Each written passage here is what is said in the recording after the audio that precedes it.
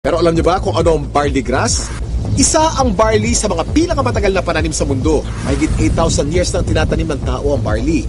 Sinasaka na ang barley kahit nung panahon pa ni Jesus Christ. Pero meron ding pagkakaiba mga barley sa iba't ibang parte ng mundo kung kaya't sinisiguro ng Sante International na fresh, purong-puro at certified organic ang kanilang ini-import na barley grass mula pa sa New Zealand.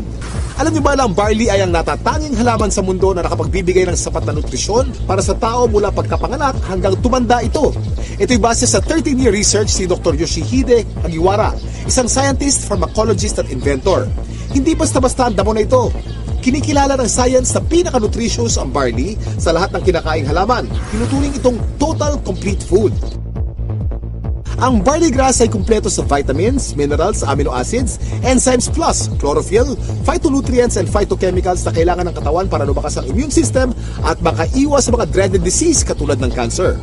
Ang barley grass din ay isa sa mga may pinakamataas na antioxidant sa lahat ng pagkain sa buong mundo at nakakatulong itong i-flush out ang mga harmful toxins sa ating katawan. Ang antioxidants ay mga substance na nagpoprotekta sa ating katawan mula sa mapanganib na free radicals. Ang free radicals ay natural na pinoproduce ng ating katawan tuwing tayo'y kumakain o na-expose sa usok at iba pang environmental hazards. Maaari itong magdulot ng heart disease, diabetes, cancer at iba pang sakit. Pero dahil sa antioxidant, protektado ka sa mga ganitong karamdaman. At hindi lang yan ang benefits ng barley grass. Pinapaganda nito ang health ng ating colon. Binababa ang bad cholesterol levels. Nakakagaang ng mga gastrointestinal at respiratory conditions. Pinapaganda ang blood circulation. Nakaka-minimize ito ng body odor.